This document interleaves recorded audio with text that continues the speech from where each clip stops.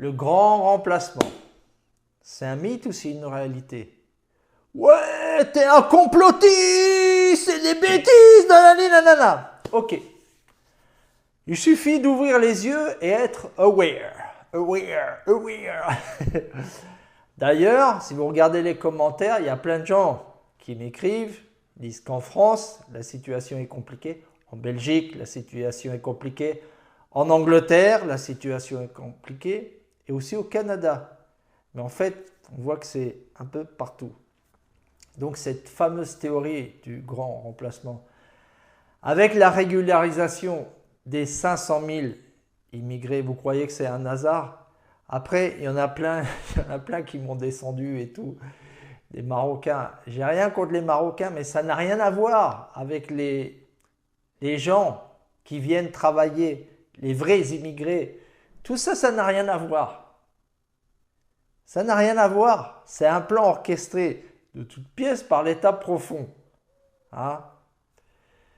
Moi, je peux penser d'une manière. Si vous êtes aveugle, c'est votre problème. Mais les signes, on les a partout. Et je vais vous montrer un extrait de la ministre de Podemos, qui est eurodéputée. C'est elle qui a proposé la loi, bien sûr, avec Sanchez, pour cette régularisation massive. Après, on a dit que c'était parce que, pour qu'on les vote, parce qu'ils sont descendus à mort. Et puis les gens ils disent mais non, vous comprenez rien, tout ça c'est des travailleurs, le taux de natalité il est très bas. Bon, ils croient en fait tout ce que leur disent les médias. C'est pour ça qu'il ne va pas y avoir de révolution, parce que les gens ils sont complètement à la ramasse totale. En fait, on a été conditionné à l'école déjà pour nous interdire de penser différemment. On nous a endoctrinés, c'est un endoctrinement qu'on a eu à l'école. Donc, qu'est-ce qu'il fait? On a des adultes maintenant qui ne se posent pas des questions. Est-ce que l'homme a vraiment été sur la Lune? Si ma grand-mère elle va à la montagne et je ne peux pas l'appeler parce qu'il n'y a plus de signal, et les mecs ils vont sur la Lune dans ces années-là, et puis on voit tout parfait, et la télé et tout. Non mais, en fait, il faut juste penser.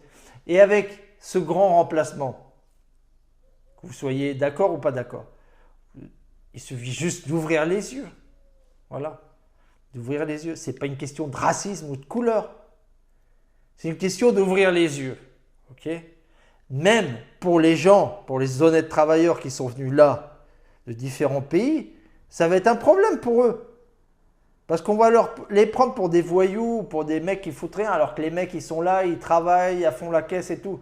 Donc même pour eux, c'est pas bon ce qui est en train d'arriver. Et je vais vous montrer l'extrait.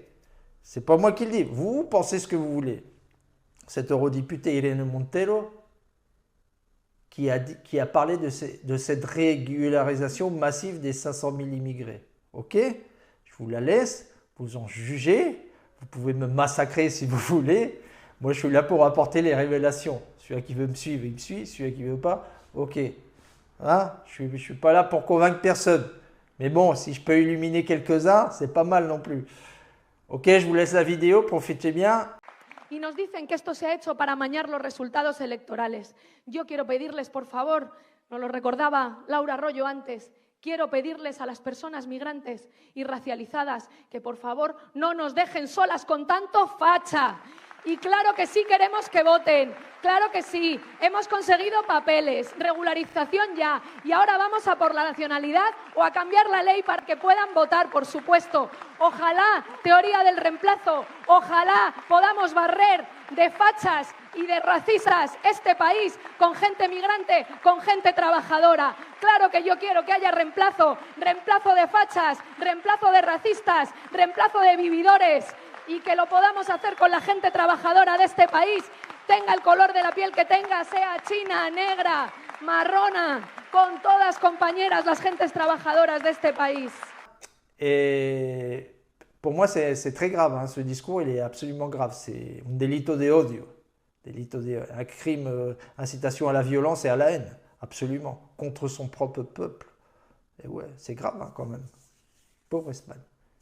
Profitez bien, merci pour votre soutien, on se retrouve bientôt. La Scar Révélation, c'est dans l'inconfort qu'on devient fort.